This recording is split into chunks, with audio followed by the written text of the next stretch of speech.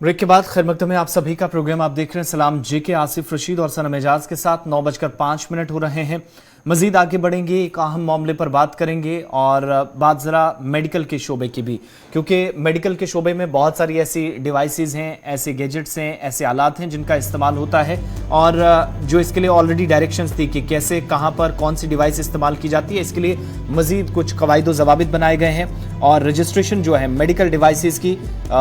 इससे पहले रेगुलेट नहीं की गई थी, लेकिन अब रेगुलेट करने के लिए और रूल्स के हिसाब से इनका इस्तेमाल करने के लिए drug and food control organisation Jammu और कश्मीर DFCO की तरफ से इसके लिए रूल्स रेगुलेशंस भी बना दिए गए हैं। अफसरान की तरफ से कहा गया है कि जो एक तो जो सेल है या डिस्ट्रीब्यूशन है, इसकी तकसीमकारी का जो अमल है तमाम मेडिकल डिवाइसेस का, वो इससे पहले जो अनरेगुलेटेड था, लेकिन अब यह है कि मुख्तलिफ हिस्सों के अंदर जिस हिसाब से तमाम जो तिब्बी आलात होते हैं उनकी फरोख्त या तकसीम ज़ाब्तों के दायरे में रहकर की जानी चाहिए। किसी भी तरीके से रजिस्ट्रेशन सर्टिफिकेट हासिल करना लाजमी होगा अगर कोई लेता है या कोई डिस्ट्रीब्यूशन का प्रोसेस से आगे बढ़ाता है। मजीद इसमें क्या कुछ है, सनम सैयद इरफान फाजिल भी हमारे साथ ज्वाइन कर चुके हैं। बिल्कुल इरफान फाजिल श्रीनगर से हमें ज्वाइन करेंगे, लेकिन ये बहुत अच्छा कदम है। एक चीज़ हमें मानना पड़ेगा, इरफान अगर आप तक आवाज़ पहुंच रही है, मुझे लग रहा है बहुत अच्छा कदम है, क्योंकि हर कोई सिरिंज बेचना शुरू कर देता था, हर दुकान पे सिरिंज बेचा जा रहा था श्रीनगर में। कम से कम अगर इन तिबी हालात पे अगर कंट्रोल रहता है तो एक चीज़ फ़ायदा हो जाएगा कि ये सिरिंज जो हैं जो शहर में हमारे वबा फैली हुई है उन तक पहुंचने में थोड़ी दिक्कत उनको हो जाएगी। तो क्या बता रही है इंतज़ामिया इस प्रोग्राम को नाफिज करने के लिए? देखिए सनम, जहां तक इस मुद्दे का ताल्लुक है और जहां तक ये जो मसला है ड्रग मिनियंस के हवाले से देखें तो ये काफी ज्यादा जो है अरूज पर है, क्योंकि हम देख रहे हैं जितने भी फार्मास्यूटिकल शॉप्स है, जितने भी केमिस्ट है या जो भी ड्रग डीलर्स है, खासतौर पर जो दवाइयों का कारोबार करते हैं, इनफैक्ट कई सारी ऐसी चीजें हैं जो रेगुलेट करने की काफी ज्यादा जरूरत है। अब जिस तरीके से डेफको ने यह कदम उठाया और खासतौर पर बाज़ाब्ता तौर पर उन्हें एक रजिस्ट्रेशन सर्टिफिकेट के हवाले से जो फॉर्म निकाला है, जिसकी तारीख जो है 20/10/2022 को जो है स्टैंड की गई है विद द ऑर्डर नंबर 78, और साथ ही साथ रेलेवेंट इंफॉर्मेशन जो है ये बड़ी इंपॉर्टेंट है। इसके लिए एक वेबसाइट भी जारी की गई है जिसमें defco.org के नाम से एक वेबसाइट होगी जिसमें बाज़ाब्ता तौर पर इसकी रजिस्ट्रेशन की इंफॉर्मेशन होगी, और उसके साथ साथ along with other documents MD41 जो है in the shape of hard copy वो भी सबमिट करनी होगी। उसके बाद जो है बाज़ाब्ता तौर पर ये सर्टिफिकेट जो है उन्हें मिलेगी ताकि वो मेडिसिन को, ताकि वो ड्रग्स को रेगुलेट कर सके। इस बीच बड़ा इंपॉर्टेंट फैक्टर ये भी है कि एक बड़ा इंपॉर्टेंट स्टेप ये बताया है कि इंस्पेक्शन टीम जो है अथॉरिटी की, उन्हें लगातार राउंड पर रहना पड़ेगा और खुसूसन और भी कुछ चीजें इसमें स्ट्रिक्ट करनी होंगी। जैसे कि हम देख रहे हैं कि जिस तरह के मामला चेकिंग लिस्ट को लेकर होते हैं, लाइसेंस के मामला होते हैं, ड्रग सेलिंग के मामला होते हैं, या कितना मेडिसिन बेचा गया और कितना मेडिसिन है, इसके लिए बाज़ाब्ता तौर पर full HD CCTV cameras 1080p high resolution cameras लगाने होंगे, जो मुकम्मल 6 महीने का डेटा जो है फार्मास्यूटिकल शॉप्स, केमिस्ट की शॉप्स पर रिकॉर्ड करेंगे और किसी भी वक्त जो है उस चीज के बारे में पता चलना चाहिए कि इन्होंने कितना बेचा, कितना खरीदा, यानी सेलिंग और परचेजिंग के मामला जो ड्रग्स को रहेंगे उस पर बाज़ाब्ता नजर रहेगी। और इसके साथ साथ जो है बड़ा इंपॉर्टेंट ये भी है सनम जी, जैसे आपने कहा कि सिरिंजेस को लेकर बात करें, जो आजकल ड्रग्स के जो मामला हो गए हैं, या खुसूसन जो बहुत सारे ड्रग पेडलर्स जो है वो टिचू जो आप देखिए कि इंजेक्शंस लेकर बाद में उसमें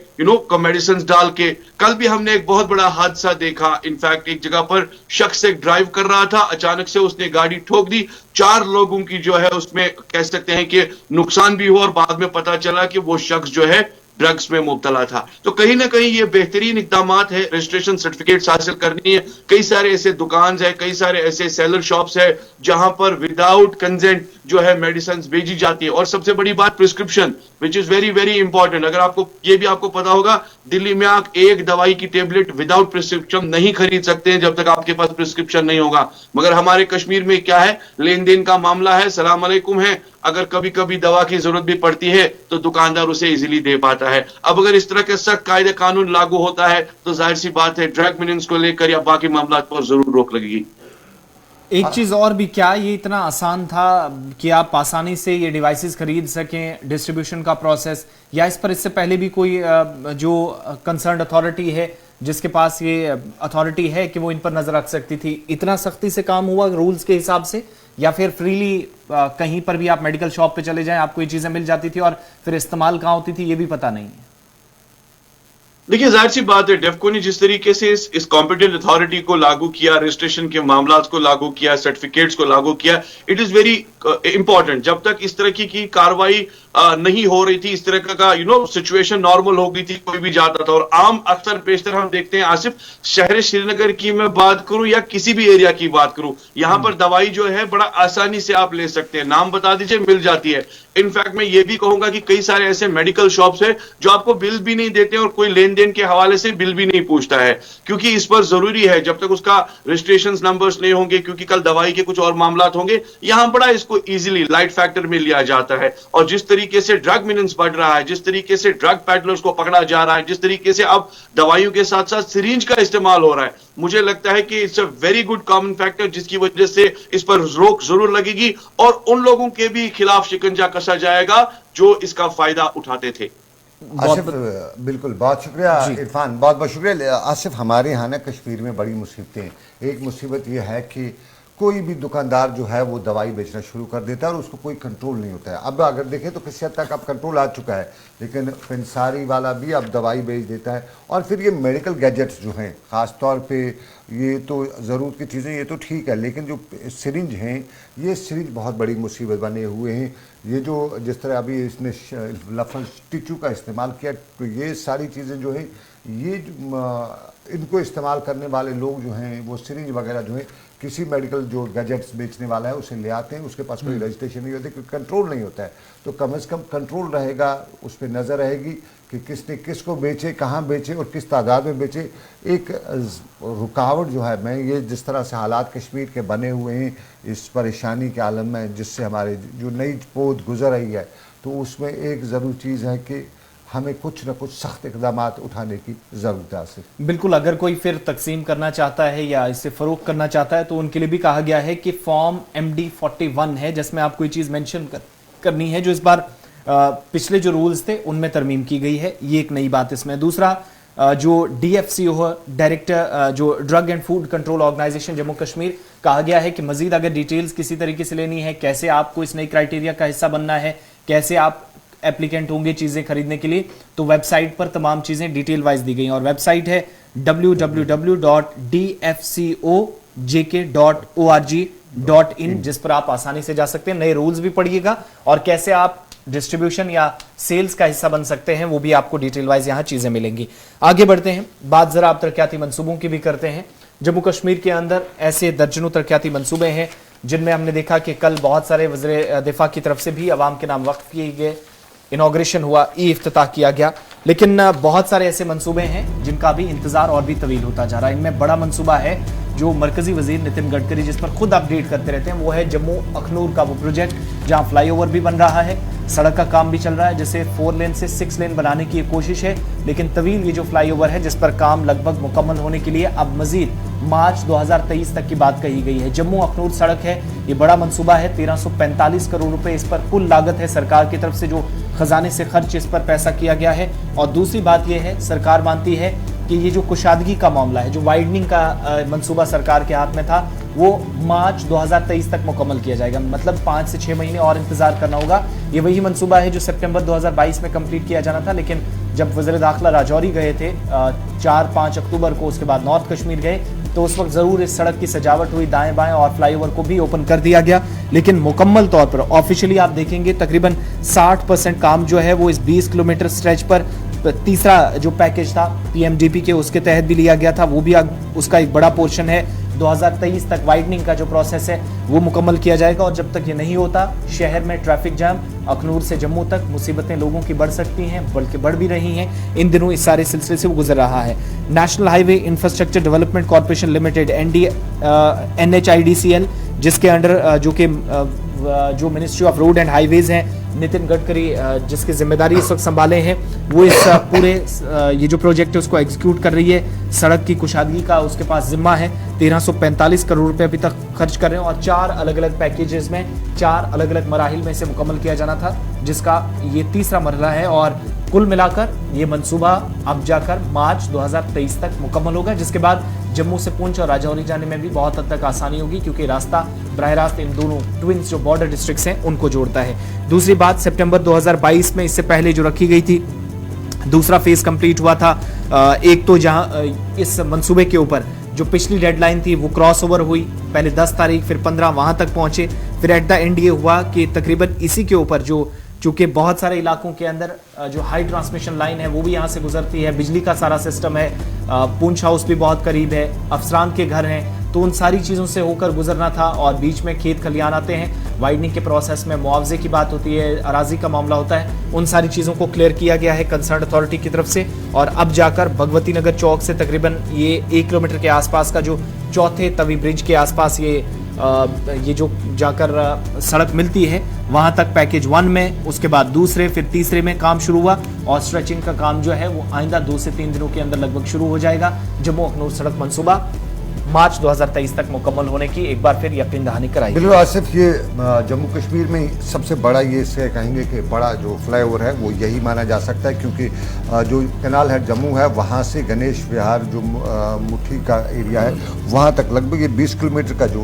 जम्मू का डायरेक्टरेट ऑफ स्कूल एजुकेशन है वहाँ तक है, और ये 20 किलोमीटर का लंबा फ्लाईओवर है और ये जम्मू कश्मीर का सबसे बड़ा फ्लाईओवर माना जा रहा है। और इस फ्लाईओवर में हम कहें तो इस वक्त काम भी लगभग मुकम्मल हो चुका है और फिर 2018 में शुरू हुआ था इस शाहराह पे काम, और 2018 के बाद बलोड़ा में कुछ किसानों ने, कुछ लोगों ने कोर्ट चले गए थे कुछ मामला को लेकर, फिर उस वजह से काम रुक गया था। लेकिन अब सरकार ने इसमें पूरी तरह से जो है काम शुरू किया हुआ है और उम्मीद है कि इंतज़ार है सिर्फ कि कोई बड़ी शख्सियत जो है वो आएगी जम्मू कश्मीर और उस कौमी शाहराह का इनाग्रेशन भी करेगी। ओवरऑल हम कह सकते हैं एक बड़ा ब्रेक थ्रू है, बड़ी शाहराह है जम्मू अखनूर शाहराह, और ये लगभग मुकम्मल है, अबाउट टू कंप्लीट नहीं बल्कि about it is complete now जिस तरह हम नज़र आ रहा है। और मार्च 2023 तक इसको एंटायर पूरी तरह से मुकम्मल जो है वो किया जाएगा। फ्लाईओवर पे काम जो है वो मुकम्मल हो चुका है और अहदेदार ये भी बता रहे हैं कि एक बड़ी जो है एक बड़ी कामयाबी है जम्मू कश्मीर में जो, और ख़ासतौर पे मरकज़ी सरकार में जो नितिन गडकरी डायरेक्टली इसको मॉनिटर करते रहे और बाज़ाब्ता तौर पे फंड्स वगैरह की कोई कमी नहीं रखी गई, तो इससे बड़ा जो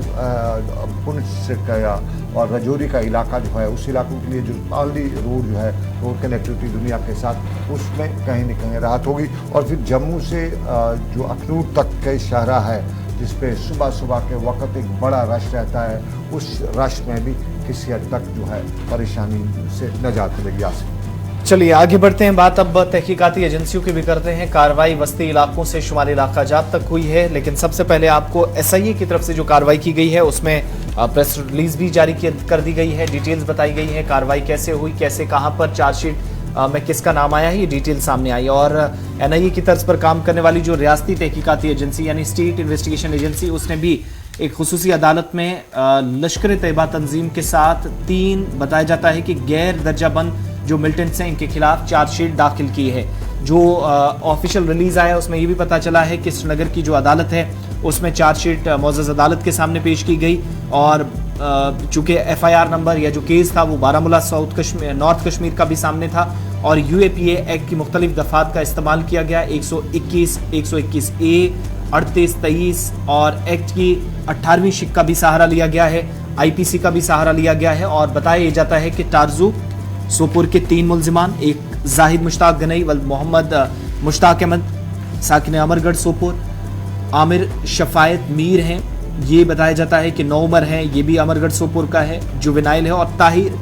निसार शेख ये भी चूँकि कम उम्र है, नाबालिग है, और ये भी बताया जाता है कि बागिर अहमद सोपुर का ये रहने वाला है। इन तीनों के खिलाफ चालान पेश किया गया है, लेकिन इनमें से 2 जो नाबालिग हैं CCL के खिलाफ चार्जशीट जो चूँकि जुवेनाइल में ही आते हैं तो जुवेनाइल जस्टिस बोर्ड के सामने इनकी बात जाना ज़रूरी था, बारामूला के सामने वो रिपोर्ट भी पेश कर दी गई है। और ये मुकदमा इब्तदाई तौर पर पुलिस थाना एक तो टारजू सोपुर के अंदर और उसके बाद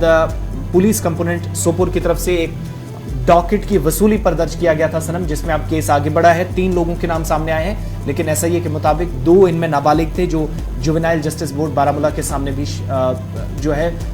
चालान में बात रखी गई है। देखिए बिल्कुल ये सोपोर के तारजू इलाके का मामला है और पुलिस इस मामले में बता रही है कि एक नाके के दौरान सोपोर के तारजू के इलाके में जो वहाँ पे नाका हुआ था, उस नाके के दौरान गिरफ्तारी हुई थी। उस गिरफ्तारी के बाद में तफ्तीश हुई थी। उस तफ्तीश में जो है ये सारी गिरफ्तारियाँ हुई थी और यहाँ पे जो एक AK-47 राइफ़ल जो है वो भी पुलिस ने ज़ब्त की थी सोपोर की इस तारजू मामले में। और अब इस मामले में ये जो मामला है, क्योंकि इसमें 2 नाबालिग भी हैं और ये मामला जुवेनाइल जस्टिस के सामने भी रखा गया था, अब इसमें बाज़ाब्ता तौर पर पुलिस ने जो है SIA ने है चार्जशीट वगैरह जो है वो चालान कर दिया है, पेश कर दिया, चार्जशीट कर दिया है। अब देखना है कि मुअज़्ज़ज़ अदालत जो है वो इस मामले में आगे क्या हुक्मनामा जारी करती है। चलिए, कार्रवाई की बात हो रही है तो एक और अहम मामले पर भी जरा नजर आपकी दौड़ाते हैं जो शायद नहीं होना चाहिए और ये एक तरह से अनएक्सपेक्टेड है। वादी कश्मीर से सनम, जहां पर कुछ खवातीन इस तरीके से जाएं और बहुत हमदर्द लोग भी हैं जो इन लोगों को रोजगार के लिए यहाँ मौका फराहम करते हैं, लेकिन यही खवातीन मिलकर कुछ लोगों के साथ और फिर लोकल्स कुछ इनके साथ मिले, चंद ऐसे शरारती अनासर जो इंसानी स्मगलिंग के इस नेटवर्क का मुख्तलिफ हिस्सों के अंदर एक चेन को फैलाने की कोशिश करते हों। ये शायद बहुत कम ऐसे केसेस देखे गए, लेकिन उन रेयर केसेस में से एक ये भी है और बड़ा संगीन मामला है बडगाम के अंदर, जहां पर कार्रवाई हुई है और पर्दाफाश हुआ है इंसानी स्मगलिंग करने वाले एक गिरोह का। तस्वीरें आपके सामने बडगाम पुलिस की तरफ से ट्वीट किया गया। जो विक्टिम्स थे उनके भी 14 बच्चे इनसे बाजियाब कराए गए हैं और जिन लोगों का पर्दाफाश हुआ इनमें 2 खवातीन हैं। कुल 3 लोग गिरफ्तार हुए हैं वादी कश्मीर के अंदर। अब तक की सबसे बड़ी कार्रवाई में से एक ये सेंट्रल कश्मीर के अंदर सनम मानी जा रही है। देखिए, बिल्कुल ये बडगाम का इलाके में ये कार्रवाई हुई है। डोलीपोरा के इलाके में शमीम को नामी एक शख्स को गिरफ्तार भी पुलिस ने किया है और उसके साथ 2 खवातीन को गिरफ्तार किया, लेकिन इसमें अलमिया बहुत है। अगर ये वाकई में जिस तरह से लोग अभी तक खबरें निकल आ रही हैं, तो फिर हमारे सोशल मीडिया पे हमारे उलमाए किराम होते हैं, हमारे इंटेलेक्चुअल्स होते हैं, वो अक्सर बाकी जो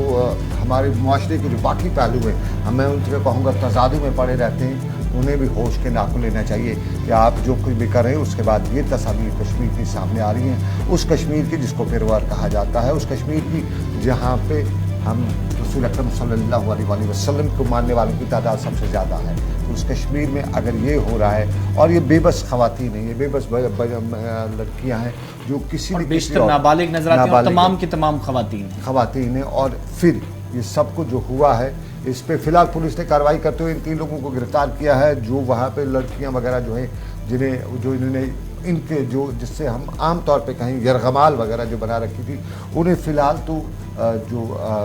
रिहैबिलिटेशन सेंटर्स हैं वहाँ पे भेजा गया है, नारी निकेतन जिन्हें कहा जाता है वहाँ भेजा गया है। लेकिन ओवरऑल ये अलमिया हमारी रियासत में नहीं था, इस तरह की चीज़ें नहीं थी और ये जो है तरक्की हमने कर ली, लेकिन इस तरह की तरक्की कोई कश्मीरी नहीं चाहता है, क्योंकि हमारे यहाँ मॉरल वैल्यूज़ है, हमारे एथिक्स है और हमारे यहाँ मॉरल वैल्यूज़ और एथिक्स में ये चीज़ जो है ये किसी को बर्दाश्त नहीं होती है और इस पर चाहेगा हर कोई कि क्या। लेकिन हम इसमें असल खबर जो है ये बडगाम से हमें पता चलेगी। अशरफ जो है हमारे साथ वहाँ से मौजूद रहेंगे, हम अशरफ के पास ही चलेंगे कि अशरफ ये वाक़ा जो है ये कहाँ का है, गैर रियासती बच्चियों को कैसे कश्मीर पहुँचाया गया, क्या मुद्दा मकसद था, ज़रा अशरफ बताइएगा आपके पास अगर कुछ तफसीलात हैं। देखिए सनम, जहाँ तक हम इस केस के हवाले से बात करते हैं, बडगाम पुलिस को इससे पहले भी इस तरह की इत्तलात मिल रही है कि बडगाम में जो है खवातीन की स्मगलिंग हो रही है, तो बडगाम पुलिस लगातार इस पर कार्रवाई करते हैं। कल उनको जब उस वक्त कामयाबी हासिल हुई जब बडगाम के करीबन 5-6 किलोमीटर दूरी पर एक गाँव है जिसको पार्थन कहा जाता है, तो वहाँ पर जो है इस तरह की लड़कियाँ छुपाई गई है जो कि रियासत के मुल्क के मुख्य रियासतों से लाई जाती है और कश्मीर में उनको जो है स्मगलिंग की जाती है और उनको भेज दिया जाता है लोगों को। तो बडगाम पुलिस को इंफॉर्मेशन थी और अचानक से जो वहाँ पर जो SHO बडगाम है वो वहाँ पर पहुंचे। उन्होंने जो है एक घर पे छापामारी की और वहाँ से एक तो 14 लड़कियों की बाज़ाब्तारी की और साथ ही उन 3 की गिरफ्तारी भी अमल में लाई है, जिनमें से 2 खवातीनें हैं और एक मर्द है जिसके घर में इनको छुपाया गया था। फिलहाल SSP बडगाम ने इस बारे में बात करने से इनकार कर दिया है। अलबत्ता उन्होंने जो प्रेस नोट जारी करते हुए इस बात की तस्दीक की है कि 3 जो है इसमें जो मुलजिम है उनको गिरफ्तार कर लिया गया है और मजीद भी जो है इसमें गिरफ्तारी होने की उम्मीद है, क्योंकि जिस तरह से ये हम ये कह सकते हैं ये जो गैंग था तो इससे पहले भी इन्होंने कई लड़कियों को जो है भेज दिया है। तो जाहिर सी बात है अब इसमें जो गिरफ्तारियां और होगी उन लोगों के पास भी चली जाएगी जिन्होंने उनको खरीदा है। तो ये एक बहुत बड़ा हम ये कह सकते हैं कि नेटवर्क किस तरह अब यहाँ के लोग जो है कितने गिर चुके हैं इंसानी तौर पे, हम देखें या अशरफ, जी जी अशरफ 14 लड़कियां एक घर में, पास पड़ोस के सब लोगों के कान बहरे थे, आंखें अंधी हो गई थी कि उन्हें पता नहीं चला और उन्होंने किसी को नहीं बताया, क्योंकि ये कश्मीरी भी नहीं थे, गैर रियासती थे, जुबान का फ़र्क भी, तो पास पड़ोसियों का भी कुछ वो क्या उनके भी सब कुछ अब होश कश्मीरी के जो हैं वो ठिकाने नहीं है जो इस तरह से खामोश रहे अब तक। देखिए सनम, जहाँ तक इन लड़कियों की हम बात करें या उस मोहल्ले की हम बात करें, और जहाँ पर इन लड़कियों को रखा गया था, इनको मुख्तलिफ घरों में रखा गया था ताकि ये कहा गया था,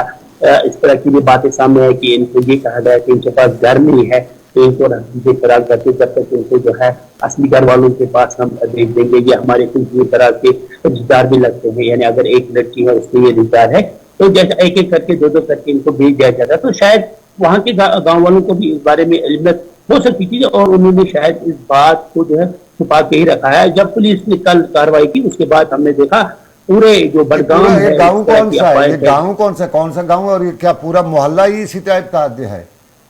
कोई? देखिए ये जो गांव है, मैंने पहले भी कहा, बड़गाम से करीबन 4-5 किलोमीटर की दूरी पर पारखन इस जगह का नाम है, जो कि खान साहब इलाके में पड़ता है। पारखन इस इलाके का नाम, तो वहां से इनकी बाज़ाब्तारी बड़गाम पुलिस ने की। फिलहाल जो है 14 लड़कियां इस वक्त जो है जो नारी निकन सेंटर है चारोरा में, वहाँ उनको जो है बाज़ाब्तारी का काम शुरू कर दिया गया है और बड़गाम पुलिस और भी मजीद जो है गिरफ्तारियां अमल में ला रही है। तो उसके बाद ही पता चलेगा आखिर इसमें कौन कौन से लोग मुलवस है, क्या बाहर से भी लोग जो इनको यहाँ सप्लाई करते थे उनकी भी गिरफ्तारी होनी चाहिए, क्योंकि जिस तरह से इस तरह खवातीन की स्मगलिंग करना, तो जाहिर सी बात है ये सब जो है आउट ऑफ स्टेट की लड़कियां लग रही, क्योंकि बादशाह से ही पता चलता है, मगर इसके पीछे क्या कुछ और भी हकाइक है वो सामने आएंगे। इसमें थोड़ा टाइम लगेगा क्योंकि बड़गाम पुलिस लगातार इस पर कार्रवाई करते हुए नजर आ रही है। बहुत शुक्रिया तफसीलात फराहम करने के लिए। ये आसिफ, हमारे मुआशरे में ऐसा नहीं होता था और 14 लड़कियों के एक जगह पर होना, ये मोहल्ले का मोहल्ला ही क्या आंखों पे पट्टी बांधे हुए था। ये अलमिया है और नाम इलाके के खान साहब के इलाके के हैं, नाम खान साहब है और वहाँ पे इस तरह की कार्रवाई होना, कश्मीर का मुआशरा इस चीज़ को एक्सेप्ट नहीं करता और दुनिया का कोई मुआशरा इसको एक्सेप्ट नहीं करता है, और ख़ास तौर पे कश्मीरी तो है ही बहुत इस तरह के मामलात में। और उम्मीद है कि इस तरह पे ये मोहल्ले से पूछताछ होनी चाहिए कि क्यों आंख बंद थी, आपको पता नहीं था कि आपके पड़ोस में गैर रियासती खातून है और आपने कहीं पे ये किया है। तो इस मामले में बहुत दुख होता है जब इस तरह के वाक़ात आते हैं। लेकिन अब उत्तर प्रदेश से भी आसिफ बड़ी खबर है, और उत्तर प्रदेश के आज़म खान को कल जिस तरह कोर्ट ने 3 साल की सज़ा भी दी थी और उसके बाद आसिफ उनको उत्तर प्रदेश की अदालत में माफ़ की उनकी असम्बली ने बाज़ाब्ता तौर पे जो उनकी सीट थी वहाँ पे जो रुकनीत थी उसको भी कल मुअत्तल कर दिया। आसिफ बिल्कुल समाजवादी पार्टी के लिए बड़ा धचका है और रुकन असम्बली आज़म खान की असम्बली रुकनीत भी मनसूख कर दी गई है, जिन्हें 3 साल की सज़ा भी पहले सुनाई गई। हेट स्पीच का मामला 2019 का था रामपुर की अदालत से, और बताया ये भी जा रहा है कि यूपी असम्बली स्पीकर ने एसपी लीडर और रामपुर से रुकने जो असम्बली हैं एमएलए हैं आज़म खान, उनको यूपी कानून साज असम्बली की रुकनीत से नाअहल करार दिया, वो डिस्क्वालीफाई हो गए हैं। और चीफ इलेक्टोरल ऑफिसर ने आज़म खान को कानून साज असम्बली की रुकनीत से नाअहल करार देने के लिए असम्बली सेक्रेटरीट को भी इतला भेज दी है, जिस पर असम्बली सेक्रेटरीट ने उनकी नशिस्त खाली करार दी है। यानी अब वहाँ पर चुनाव होगा, इलेक्शन होगा, अब नया मेंबर कौन होगा ये देखने वाली बात होगी। आज़म खान गुज़श्ता रोज़ सन 2019 का एक नफरत अंगेज तकरीर का केस सामने आया था, 3 साल कैद के साथ 2000 रुपये जुर्माने की भी सज़ा उन्हें सज़ा सुनाई गई थी। और 2019 के लोकसभा इंतखाबात के दौरान रामपुर में इंतखाबी तकरीर के दौरान आज़म खान ने काबिल एतराज़ कुछ बातें कही थी। हालांकि बहुत सारे लीडरान ने उल्टा सीधा कहा था, लेकिन कुछ के खिलाफ कार्रवाइयाँ हुई, कुछ अभी भी बाहर घूम रहे हैं। 2019 के लोकसभा इंतखाबात के दौरान रामपुर की जो मिल्क असेंबली सीट थी, इस पर इंतखाबी तकरीर के दौरान आज़म खान ने काबिल एतराज़ बातें कही थी, जो उस वक्त वीडियोज़ उस वक्त सोशल मीडिया पर वायरल हुए। और उस वक्त के डीएम, इसके अलावा वज़ीर आला योगी आदित्यनाथ और वज़ीर आज़म मोदी के बारे में भी काबिल एतराज़ तबसरा किया गया था, जो सोशल मीडिया पर काफ़ी वायरल हुआ। वहीं बीजेपी लीडर आकाश सक्सेना ने भी पुलिस से इसकी जब शिकायत की तो सख्ती से नोटिस लिया गया। 27 अक्टूबर को अदालत ने इसी मामले पर समाअत के बाद आज़म खान को मुजरिम करार दिया, लेकिन अब उनके हाथ से सीट भी चली गई है और उनकी जो नशिस्तें असेंबलियों में खाली करार दी गई है, जिस पर नए सिरे से अब चुनाव कराए जाएंगे। फिलहाल मुसीबत आम आदमी पार्टी के लिए, जहां दिल्ली में थी, पिछले दिनों हेट स्पीच के केसेस सामने आए थे, अब उनमें कार्रवाई होना बाकी है। लेकिन उत्तर प्रदेश के अंदर आजम खान की सीट चली गई है, जो पार्टी के लिए एक बड़ा धचका है, क्योंकि कुछ दिन पहले ही एक स्टॉलवार्ट और गरीबों के लीडर माने जाने वाले मुलायम सिंह यादव का भी इंतकाल हुआ। पार्टी अभी उस सदमे से बाहर नहीं निकली थी, नाराजगियां कुछ चल रही थी, जेल से वापस आजम खान भी निकले थे, लेकिन उसके बाद एक और शदीद झटका जो कि अदालत की तरफ से उन्हें दिया गया। ये अब तक का अपडेट था। अब से थोड़ी देर पहले जो मजीद इतलात मिल रही थी, और अब काम होगा कि आइंदा इस सीट से कौन एमएलए बनकर आएगा, ये देखने वाली बात होगी। फिलहाल इस खबर को और खबरों के सिलसिले को यहाँ रोकेंगे थोड़ी देर, यहाँ ब्रेक और लेना है। ब्रेक के उस पार एक अहम रिपोर्ट भी आपको दिखाएंगे, साथ साथ कॉल्स का सिलसिला भी शुरू करेंगे। आप प्रोग्राम में कॉल का सिलसिला 9:35 से 40 के दरमियान कीजिएगा, क्योंकि आखिर में एक रिपोर्ट के साथ आपको छोड़कर जाएंगे। हमारे साथ आप रहेंगे ब्रेक के उस पार।